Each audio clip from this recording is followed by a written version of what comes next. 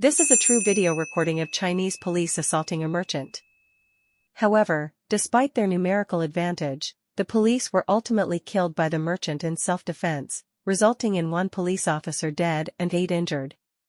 Under normal circumstances, a merchant who kills someone would be sentenced to a heavy prison term, but in the end, he was only sentenced to 11 years of imprisonment. The related video was even banned by the Chinese government for several years. What is the reason behind this? The assaulted merchant, named Zhou Huiyan, is the owner of a barbecue restaurant. His wife is a teacher, and they have a happy family life with children. On the day of the incident, the police conducted an inspection of the night market in their jurisdiction and found that Zhou Huiyan's barbecue restaurant was using a charcoal stove that did not meet the regulations. As a result, they confiscated the stove. Surveillance footage shows 4 police cars arriving at Zhou Huiyan's restaurant one after another. The restaurant staff immediately moved the tables and chairs from the entrance to the inside of the restaurant and called Zhou Huiyan. In a short while, Zhou Huiyan rushed to the restaurant by car and found the police moving the barbecue stove into their truck. This greatly upset Zhou Huiyan, who pleaded with them not to take it away and promised to personally deliver the stove to the police station after the customers finished eating.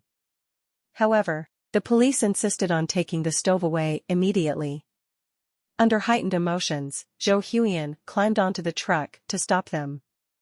The video still shows Zhou Huiyan wearing a white shirt, pushing down the truck's tailgate. At this point, a police officer grabbed him from behind, and a physical altercation ensued.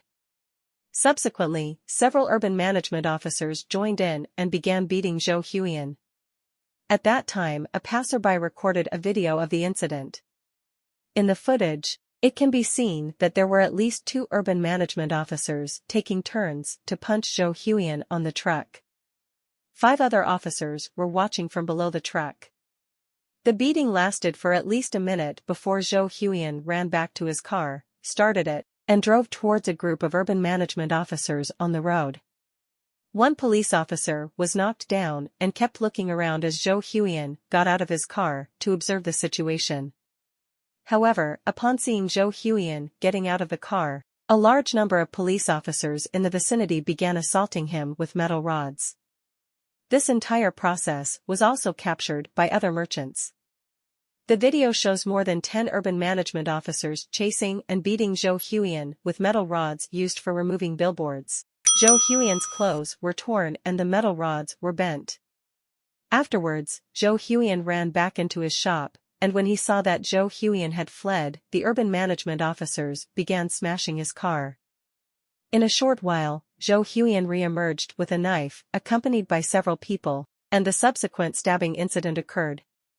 1 police officer was fatally stabbed, and 8 others were injured. Afterwards, Zhou Huiyan and his staff were arrested. Later, at the hospital, they encountered several injured urban management officers, but saw no signs of their injuries being treated. Regarding this conflict, other merchants expressed the following views. If he hadn't fought back that night, he would have been killed.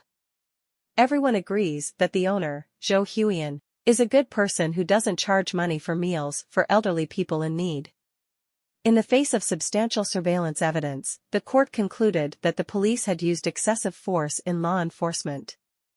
In the end, Zhou Huiyan was sentenced to 11 years of imprisonment. The incident immediately sparked heated discussions. Some people say that the urban management officer's enforcement process was too rough and simple. Others say that killing someone with a knife is always wrong. If it weren't for the police assaulting Zhou Huiyan first, the situation would not have resulted in death. Finally, it is hoped that law enforcement agencies will always maintain calmness and professionalism, and while enforcing the law strictly, they should also consider the actual needs of the citizens. What are your thoughts on this incident?